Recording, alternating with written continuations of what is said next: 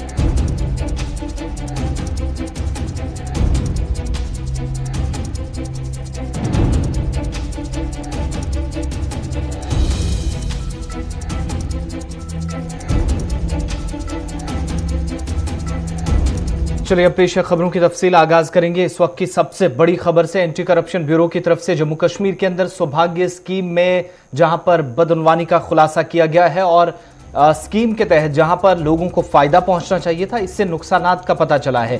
दरअसल जीएडी की तफसीली नोट जमा कराया गया और अफसरान के खिलाफ कार्रवाई की भी सिफारिश एंटी करप्शन ब्यूरो की तरफ से की गई है और ज़ेरे इल्तवा अदायगियों को रोकने की दरख्वास्त एंटी करप्शन ब्यूरो यानी इंसदादे बदउनवानी ब्यूरो की जानिब से की गई है। साबिक़ा रियासत जम्मू कश्मीर में जहां पहले 22 अजला हुआ करते थे, बिजली से महरूम घरानों को बिजली फराहम करने के लिए सौभाग्य स्कीम, हर घर बिजली पहुंचेगी, इसके लिए स्कीम का नफाज अमल में लाया गया और कई करोड़ रुपए से होने वाले नुकसानात का जो है वो अब जाकर तखमीना लग रहा है, जहां पर अब एसीबी की जानिब से इस रिपोर्ट में खुलासा हुआ है और चाहे वो अफसरान हो, एहलकार हो, उनके खिलाफ अगर मुलविस पाए जाते हैं तो कार्रवाई भी हुकूमत फौरी तौर करे। एसीबी की जानिब से इस सिलसिले में जो है वो बाकायदा एक नोट तैयार किया गया है। प्रिंसिपल सेक्रेटरी जो एसीबी के हैं और जनरल एडमिनिस्ट्रेशन डिपार्टमेंट के, उन्होंने इस सिलसिले में एक नोट पेश किया है जिसमें एसीबी श्रीनगर की जानिब से एफआईआर जो ऑलरेडी दर्ज की गई है उस केस में भी रियासती खजाने को कुछ अजला में होने वाले नुकसानात की तफसीलात दी गई है।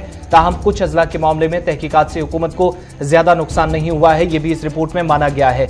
इस बीच गैर मुनक़सिम रियासत में यानी यूनियन टेरिटरी बनने से पहले जम्मू कश्मीर के 22 अजला में 1,88,578 गैर बरक़ी घरानों को जहां पर बिजली नहीं पहुंची थी, यहां पर बिजली फराहम करने के लिए 1750 करोड़ रुपए की सौभाग्य स्कीम तैयार की गई थी। इस स्कीम के तहत यानी मरकजी मुआवनत वाली स्कीम थी, मुख्तलिफ अजला में बिजली पहुंचानी थी, लेकिन बड़े पैमानों पर रिकॉर्ड की छानबीन शामिल है और जब ये छानबीन हुई है तो पता चला है कि गांदरबल के लिए इब्तदाई तहकीकात से ये बात सामने आई कि यहां पर सौभाग्य स्कीम के तहत घरेलू बिजलीकारी के लिए तफसीली प्रोजेक्ट रिपोर्ट यानी डीपीआर जो है वो 12,170 करोड़ रुपए की रकम से तैयार की गई थी और तहकीकात के दौरान ये बात सामने आई है कि गांदरबल में स्कीम के नफाज के लिए 2885 खंभे लगाए गए थे, बिजली के बिलों में कार्रवाई की गई थी और इस बीच 4,298 खंभों के लिए अदायगी जारी की गई थी। एग्जीक्यूटिव इंजीनियर EMRO गांदरबल ने सौभाग्य के पोर्टल पर मार्च 2019 तक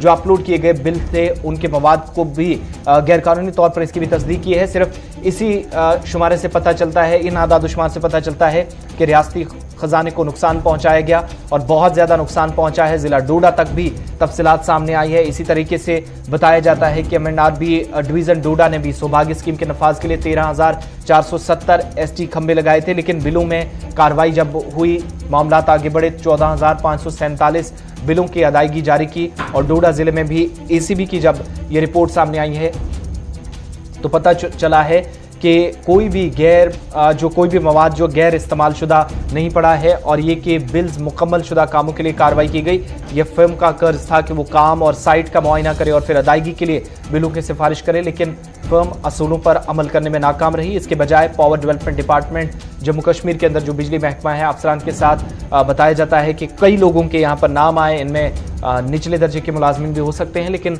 अब कार्रवाई की भी सिफारिश की गई है एंटी करप्शन ब्यूरो की जानिब से।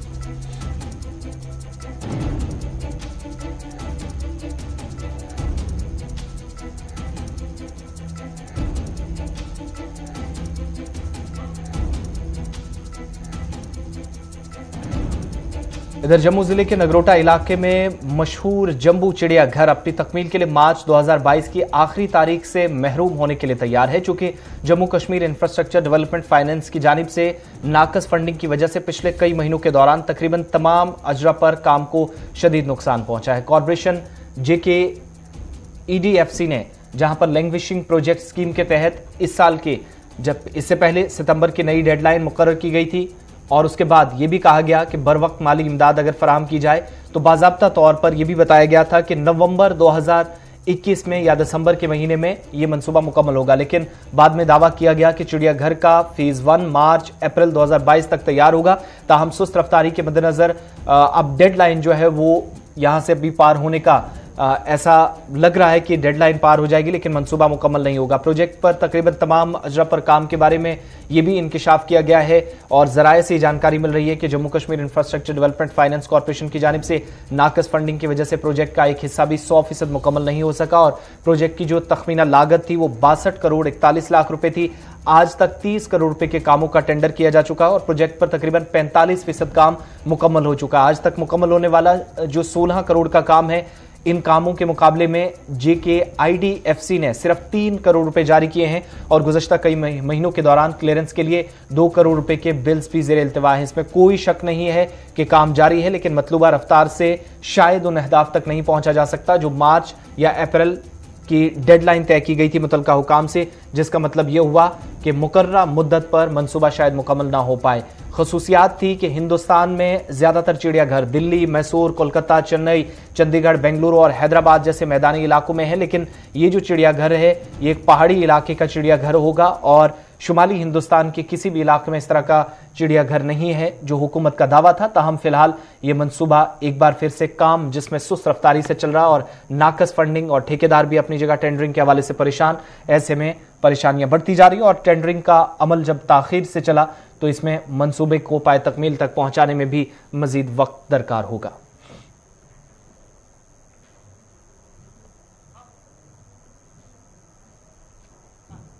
जम्मू कश्मीर में पिछले 24 घंटों के दौरान 26 रोज बाद योमिया केसेस की तादाद 1151 दर्ज की गई और इस दौरान 9 लोगों की मौत भी वाक़ हुई है। नए योमिया केसेस में 48 सफर करने वाले शामिल थे।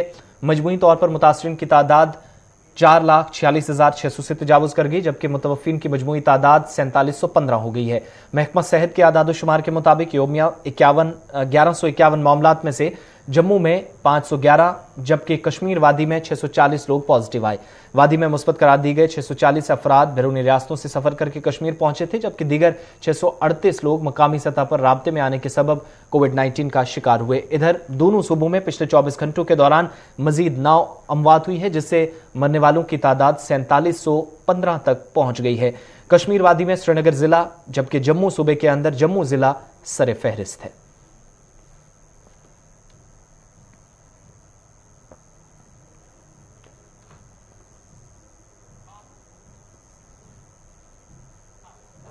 कोविड-19 की तीसरी लहर में कमी होने के बाद जम्मू कश्मीर इंतजामिया ने गुज़श्ता शाम एक फैसला लिया जिसके तहत हफ्तावार लॉकडाउन की पाबंदियां हटा दी जाएंगी और कोचिंग सेंटर्स को ऑफलाइन तदरीस दोबारा शुरू करने की भी इजाजत दी गई है। Chief secretary doctor Arun Kumar Mehta की सरबराही में रियासती एग्जीक्यूटिव कमेटी के एक हुक्मनामे के मुताबिक जम्मू कश्मीर में रात का कर्फ्यू जारी रहेगा और साथ ही कोविड के रवैये के पर मुकम्मल पाबंदी इस बीच अमल दरामद को यकीनी बनाया जाएगा। तालीमी इदारों का जहां तक ताल्लुक है तो कमेटी ने हुक्म दिया है कि तमाम कॉलेज, स्कूल, पॉलिटेक्निक, ITIs वगैरह तदरीस के ऑनलाइन जरिए को अपनाते रहेंगे, यानी ऑनलाइन मोड्स के जरिए काम जारी रहेगा, कोई जाती तालीम नहीं होगी। और सिविल सर्विसेज, इंजीनियरिंग, नीट वगैरह के कोचिंग सेंटर्स को उनकी सलाहियत के 50% पर ऑफलाइन जरिया जो है तदरीस का अख्तियार करने की इजाजत दी गई है, इस शर्त के साथ कि फैकल्टी मेंबरान के साथ साथ तलबा दोनों को मुकम्मल तौर पर टीका लगाया गया हो और मरकज के सरबराह मुनासिब एहतियाती तदाबीर को यकीनी बनाएंगे।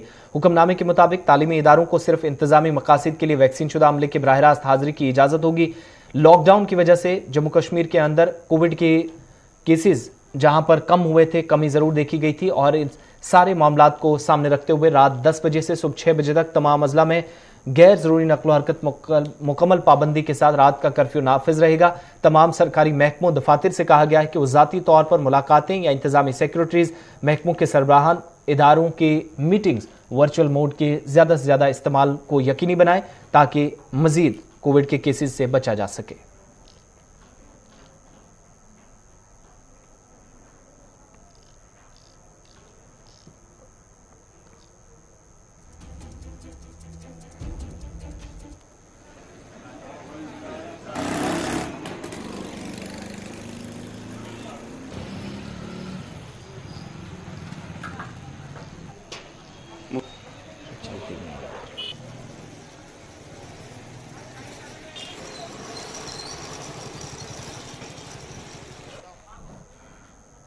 जम्मू कश्मीर में जहां पर इंतजामिया की जानिब से हफ्तावार लॉकडाउन को खत्म करने का ऐलान हुआ है, लेकिन दूसरी तरफ तालीमी इदारे मुसलसल बंद हैं। ऐसे में जहां पर इंतजामिया की जानिब से तालीमी मराकज को जो कोचिंग सेंटर्स हैं उनको 50% सलाहियत के साथ काम करने की इजाजत दी जाए, दूसरी जानिब तलबा और वालिदैन की जानिब से भी जम्मू कश्मीर के तमाम अजला में जहां पर आज तातीलात नहीं चल रही हैं, सरकारी तालीमी इदारों को भी खोलने की मांग की जा रही है। इधर सब डिवीजन थाना मंडी के तलबा ने भी आज एहतजाज किया राजौरी के अंदर, जहां पर लेफ्टिनेंट गवर्नर इंतजामिया से अपील की गई कि मुसलसल स्कूलों को बंद रहने से उनका मुस्तकबिल तारीक बनता जा रहा है। शॉपिंग सेंटर, शादी हॉल्स, बैंक, अस्पताल खुले हैं, चुनावी रैलियां हो रही हैं, तो ऐसे में स्कूल बंद क्यों हैं? वालिदैन का भी सवाल है।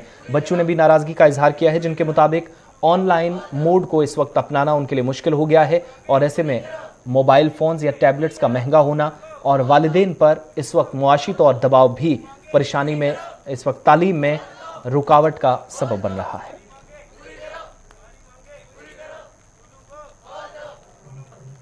मार्केट खुली है, बैंक खुली है, बस हमारे स्कूल क्यों बंद रखे हुए हैं? हमारे स्कूल खुलने चाहिए, हमारा फ्यूचर खराब हो रहा है। हम LG साहब से रिक्वेस्ट करते हैं कि हमारे स्कूल खोले जाए। हमारे पास इतने महंगे फ़ोन नहीं है कि हम ऑनलाइन क्लासेस ले पाए, ऑनलाइन एग्जाम्स दे पाए, इसलिए हमारी ये रिक्वेस्ट है कि स्कूल खोले जाएँ। मेरा नाम हुलिया शॉल है। मैं आपसे ये रिक्वेस्ट करना चाहती हूँ कि हमारे स्कूल खोले जाएं, क्योंकि हॉस्पिटल, मॉल शॉल सब खुला है, तो हमारे स्कूल भी खोले जाएं। और हमारे पास इतने महंगे नहीं है कि हम पढ़े जाएं और एग्ज़ाम दे जाएं, इसीलिए मेरी आपसे ये रिक्वेस्ट है कि हमारे स्कूल खोले जाएँ। खाना फारूक खान है। मेरा नाम मोहम्मद नुमान। मैं LG साहब से रिक्वेस्ट करना चाहता हूँ कि हमारे स्कूल खुलने चाहिए, बाकी सब कुछ खुला है, शॉपिंग मॉल सब कुछ। LG साहब से रिक्वेस्ट करना चाहते हैं कि हमारा स्कूल खुले, ऑनलाइन क्लासेस सब हम ले नहीं सकते, सब फ़ोन शोन्स महंगे हैं, हमारी ऑनलाइन क्लासेस। हमारे जो असातिज़ा हैं हम उनके सामने हया से और शर्म से जाते हैं, हम उनको अपने वालिदैन के बाद में अपने असातिज़ा किराम का ही दर्जा उनको देते हैं, लेकिन आज ऐसा हो गया है कि आज बच्चों को ये परवाह ही नहीं है। हमारे उस्ताद हैं, हमारे गाइड हैं, हमारे सबसे बड़ा लीडर जो होता है वो टीचर होता है, जो कौम को ऊपर ले जाती है। तो मैं LG साहब से भी, खासकर मैं अपने DC साहब की वसादत से कहना चाहता हूं, क्योंकि आज कहीं भी किसी जगह की भी डेवलपमेंट किससे होती है, मैं आपको मलिक साहब बताऊं, वहां शार्ट लफ्ज में बोलते हैं CM, PM, DM। DM से डिस्ट्रिक्ट मजिस्ट्रेट होता है, CM से चीफ मिनिस्टर होता है, PM से प्राइम मिनिस्टर। ये 3 होते हैं कंट्री को चलाने वाले, ये सब इनके पास अख्तियार होते हैं। अगर हमारे DC साहब जो हैं इस पर नोटिस लें, इस पर आ जाए, हम लोग भी ताउन करेंगे और इसका जो एजुकेशन वाला जो सिलसिला है इसको दोबारा बहाल किया जाए। मैं खुद भी पढ़ा हूँ और मैंने बच्चों को पढ़ाया भी है, मेरा बड़ा एक्सपीरियंस है। मैं ये कहता हूँ कि ऑनलाइन बच्चों को क्या पढ़ा सकते हैं हम? ये ऑनलाइन तो बच्चे बिल्कुल दिन भर व्हाट्सअप देखते हैं, कभी बहुत सारे उसमें एक्टिविटीज़ होती हैं मोबाइल में, वो देखते हैं। ऑनलाइन तो बच्चे हमारे बर्बाद हो चुके हैं। एक वक्त था कि हम बच्चों की तलाशियाँ करके उनसे मोबाइल स्कूल में छीना करते थे उनके बैगों से, तो क्योंकि बच्चे मिस यूज़ करते हैं मोबाइल का। तो आज एक दौर आया कि आज कहते हैं कि बच्चों को पढ़ाओ, और गरीब बाप जो हैं गरीब पेरेंट्स जो हैं वो इतने परेशान हो चुके हैं। मैं ये कहता हूँ कि जब मैं उस्ताद था या मैं जब पढ़ा हूँ, तो जब हम पढ़े तो हम अपने उस्तादों की इतनी रिस्पेक्ट, जब उस्ताद जो है उसको देख कर ही हम ये हमें पता लगता था कि उस्ताद क्या है और एजुकेशन क्या है।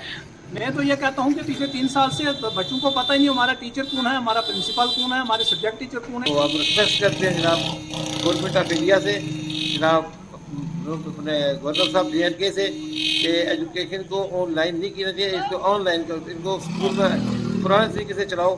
मास्टर ये पढ़े, बच्चे पढ़े जाए, स्कूल में टाइम पर जाएँ, टाइम पर आएँ, गेम खेलें, टाइम पर खाना खाएँ, तो पढ़ाई चलाएं ताकि बच्चे आगे जाके कुछ पढ़ सकें। आपके टाइम में किस तरह की एजुकेशन? हमारे ज़माने में एजुकेशन इस तरह थी कि मास्टर साहबान सुबह से शाम तक एक कसाई की तरह बच्चे को पढ़ाते थे, और उस वक्त का जो बच्चा पढ़ा हुआ है उसका 3री-4री बच्चा पढ़ा आज के MA के बराबर हुआ। उस वक्त के उस्ताद के सामने स्कूल के बच्चे, क्या गाँव का बड़ा आदमी भी कोई सिगरेट नहीं पीता था, कोई बदतमीजी नहीं करता था। उस वक्त का स्कूल मास्टर का सबसे ज़्यादा सीनियर होता था, अक्लमंद आदमी होता था, उसको दानिशमंद किया कहा करते। मैं पीर बच्चों को ये कहूँगा कि आप वॉलंटियरली स्कूलों में आ जाओ। बच्चे सुबह से शाम तक स्कूल में रहते थे, रात को उनको फिक्र था कि होमवर्क करके सुबह जाएंगे। आज तो कहानी खत्म है। तो मेरी गुजारिश रहेगी कि इस पर गौर करके स्कूलों को चालू किया जाए।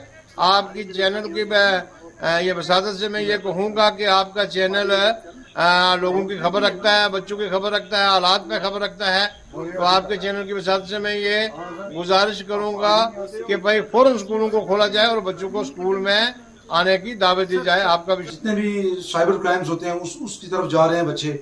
मैं कहता हूं कि अगर IPL के मैचेस हो सकते हैं, इंडिया में टूर्नामेंट्स हो सकते हैं, बड़ी बड़ी ट्रॉफीज हो सकती हैं, बड़ी बड़ी रैलीज जहां जैसे 10-20 लाख लोग इकट्ठे होते हैं। स्टेट में देखें कांग्रेस की रैलीज, BJP की रैलीज, नेशनल कॉन्फ्रेंस की रैलीज, PDP की रैलीज, तो स्कूल्स के साथ ये क्यों जो है भेदभाव किया जा रहा है? क्या कहेंगे आप, क्या स्कूल खोलने चाहिए? स्कूल बिल्कुल खोले जाना चाहिए। ये मैं समझता हूँ स्कूल ना खोलने के पीछे एक ही वजह है, ताकि लोग अनएम्प्लॉयड रहें और लोग रोजगार न मांगे। मैं स्टेट से, एडमिनिस्ट्रेशन से, UT एडमिनिस्ट्रेशन से पुरजोर अल्फाज में अपील करता हूँ, जल्द से जल्द स्कूल खोले जाए, बच्चों के फ्यूचर के साथ मत खेला जाए। वो कई बातें सीखता था, मगर आज की जो एजुकेशन ऑनलाइन एजुकेशन दे रहे हैं, मैं इससे सहमत नहीं हूँ। ऑनलाइन एजुकेशन से अलग अलग साइटें खोल के बच्चे भटक रहे हैं। ये जो बच्चा था वो उस्तादों की बड़ी अच्छी तरीके से उनके साथ निपटता था, मगर आज का जो टाइम आ गया है, बच्चे उस्तादों की परवाह नहीं करते हैं, और ऑनलाइन एजुकेशन से बच्चों का जो है वो बेड़ा गर्क ही हो रहा है। मैं इसको ठीक नहीं समझता हूँ। तो क्या कहेंगे आप गवर्नर साहब से? मैं LG एडमिनिस्ट्रेशन से यही बात कहता हूँ कि जल्द से जल्द स्कूल लगाए जाएं, बच्चों को 3 दिन ही आकर स्कूल में भेजा जाए, वो भी अच्छा है, बाई पार्ट्स उसको करके, और स्कूल जो है वो लगने। जम्मू कश्मीर लेफ्टिनेंट गवर्नर इंतजामिया ने एक और हुक्मनामा जारी किया है, जिसमें कहा गया है कि 31 अक्टूबर 2019 से पहले PSC और SSB को भेजी गई असामियां, जिन्हें हाल ही में एक हुक्मनामे के पेश नजर वापस लिया गया था, उन्हें जल्द ही मुश्तहिर किया जाएगा। जम्मू कश्मीर इंतजामिया ने Jammu Kashmir public service commission और सर्विस सिलेक्शन बोर्ड को 31 अक्टूबर 2019 से पहले भर्ती के लिए भेजी गई तमाम असामियां वापस ले ली थी, जिसके बाद यह वजाहती बयान सामने आया। हुकूमत ने कहा कि 31 अक्टूबर 2019 से पहले PSC और SSB को भेजी गई सिर्फ उन असामियों को ही वापस लिया गया है जिन पर अभी तक कोई पेशरफ्त नहीं हो सकी थी। अब इन असामियों को फास्ट ट्रैक बुनियादों पर भर्ती के लिए दोबारा मुश्तहिर किया जाएगा, ताकि ये यकीनी बनाया जा सके कि रिजर्वेशन और डोमिसाइल के कवानीन के मुताबिक ही मुकर्ररा वक्त पर इन्हें पुर किया जाए। तफसीलात के मुताबिक बाज़ मकामात पर 2004 के बाद मुतअद्दिद पोस्टों को मुख्तलिफ महकमों की जानिब से PSC और SSB को भेजा था, ताहम वो तवील अरसे तक पुर नहीं हो पाई। इनमें कुछ पोस्टों की तशहीर नहीं हो सकी थी क्योंकि वो भर्ती के कवानीन के खिलाफ थी। हुकूमत के मुताबिक 31 अक्टूबर 2019 के पहले की इन पोस्टों को इससे कबल वापस लेने का वाहिद यही मकसद था, ताकि आज़ादाना, मुनसिफाना और मेरिट पर मबनी इंतखाब को यकीनी बनाया जाए।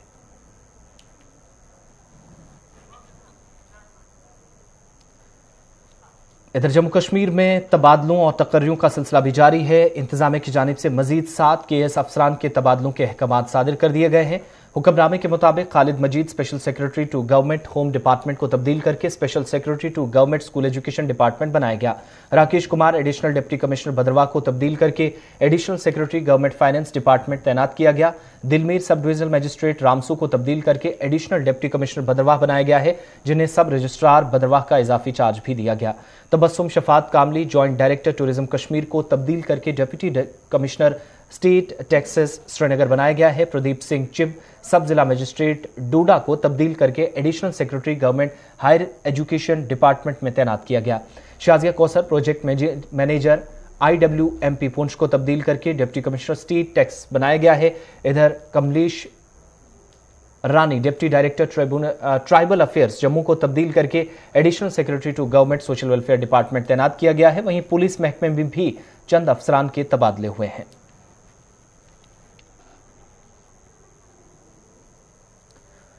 Peoples Alliance for Gupkar Declaration ने 13 फरवरी को जम्मू में मीटिंग तलब की है, जिसमें हदबंदी कमीशन की दूसरी ड्राफ्ट रिपोर्ट समेत कई अमूर पर तबादला ख्याल किया जाएगा। PAGD का इजलास नेशनल कॉन्फ्रेंस सदर डॉक्टर फारूक अब्दुल्ला ने बुलाया है, जिसमें पीपल्स डेमोक्रेटिक पार्टी के सदर महबूबा मुफ्ती, CPIM के सीनियर रहनुमा मोहम्मद यूसुफ तारिगामी और अवामी नेशनल कॉन्फ्रेंस के सीनियर नायब सदर मुजफ्फर अहमद शाह शिरकत करेंगे। काबिल जिक्र है कि मीटिंग एक दिन पहले बुलाई गई है, जब पार्लियामेंट मेंबरान जो हदबंदी कमीशन का हिस्सा हैं, कमीशन की दूसरी ड्राफ्ट रिपोर्ट से मुतल्लिक अपने एतराजात दर्ज करने वाले हैं। कमीशन ने एसोसिएट अराकीन को 14 फरवरी तक अपने एतराजात पेश करने के लिए वक्त दिया है। PAGD हदबंदी कमीशन के दूसरे मसौदे पर या इस रिपोर्ट पर तबादला ख्याल और दीगर मामलात पर भी गौर व खौज करेगी, जिनमें पार्टियों के दाखिली मामलात और गुपकार अलायंस की आगे की हिकमत अमली भी शामिल है।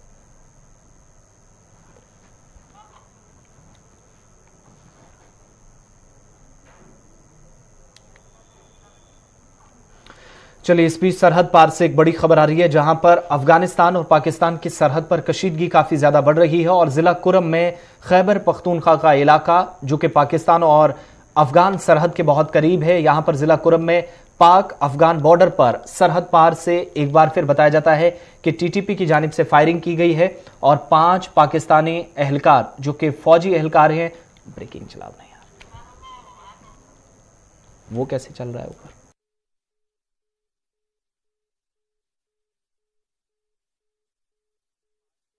फौजी मारे गए हैं। पाक फौज के शुबा ताल्लुकात आमा के मुताबिक जिला कुरम में अफगानिस्तान से जहां पर TTP ने सिक्योरिटी फोर्सेस पर फायरिंग की, जिसके नतीजे में 5 जवान मारे गए हैं और ISPR का यह कहना है कि फोर्सेस की भरपूर जवाबी कार्रवाई में नुकसान भी TTP को उठाना पड़ा है। और इस बीच ISPR के मुताबिक मरने वालों में लांस नाइक जियाउल्लाह खान, नाहिद इकबाल, समीरुल्लाह खान और सिपाही साजिद अली खान शामिल हैं। ISPR के मुताबिक पाकिस्तान में जहां पर TTP की जानिब से अफगानिस्तान की सरजमीन के इस्तेमाल की शदीद मजम्मत की और अफगान अबूरी हुकूमत से मुस्तकबिल में ऐसी सरगर्मियां ना होने की तवक्को करता है, ISPR का बयान सामने आया है। इस बीच पाकिस्तानी फौज बताया जाता है कि इस इलाके के अंदर सरगर्म काफी वक्त से रही है, लेकिन इस दौरान सरहद के इस करीबी इलाके में शदीद तनकीद की जा रही थी पाकिस्तानी आर्मी के इस इकदाम की, लेकिन इस बीच जवाबी कार्रवाई हुई है। इसमें अभी तक जिन लोगों के जो हलाकतें हुई हैं वो 5 बताई जाती हैं, जिसमें सिक्योरिटी फोर्सेस जो पाकिस्तान की हैं और TTP की जानिब से अगरचे कोई बयान इस पर अभी तक सामने नहीं आया है, ताहम इस बार इस इलाके के अंदर निशाना बनाना ये एक बड़ा और शदीद नुकसान पाकिस्तान के लिए है और कशीदगी इस खित्ते के अंदर बढ़ती जा रही है, जहां पर आमने सामने पाक और अफगानिस्तान की फौज हमेशा से सरहदी इलाके में रही है।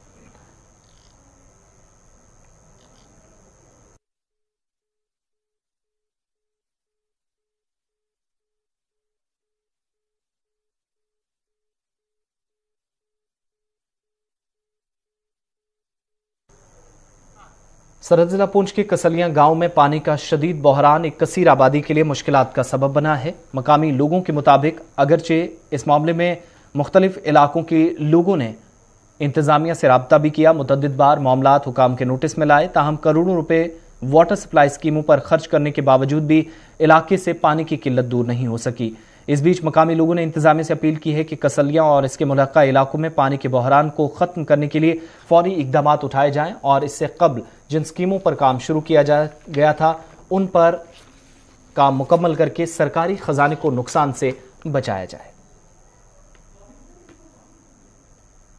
जिस इलाके से पूरी पंचायतों को पानी जाता है वो उस इलाके में ही पानी नहीं है। जैसे रशीद साहब ने, कैप्टन साहब ने, मेरे साथ मेरे बड़े भाई जो यहाँ के पंच हैं, कदीर साहब भी खड़े हैं।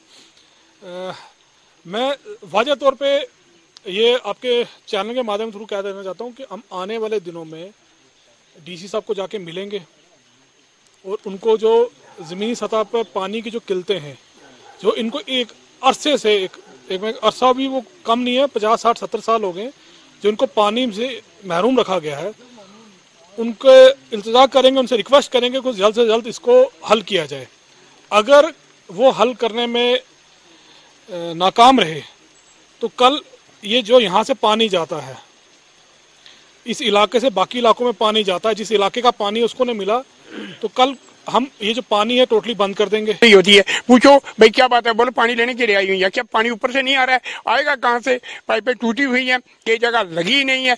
और एक मोहल्ला है हमारा पार तरफ पनियाला मोहल्ला, जिसे पानी वाला मोहल्ला बोलते थे, वहां पर पानी था, किसी जमाने में था, लेकिन जूं जूं बारिशें कम होती गई वो पानी सूख गए। वहां पर तीन महल्ले ऐसे हैं, मोहल्ला पटिया, मोहल्ला पनियाला, मोहल्ला जबड़ी के बीच में एक टैंक बन रहा था किसी जमाने में, यानी आज से 4-5 साल पहले उसका एक प्लान बना था। टैंक खोदा हुआ है लेकिन वो टैंक बना नहीं। खबरों के इस बुलेटिन में फिलहाल इतना ही। आसिफ रशीद को इजाजत दीजिए।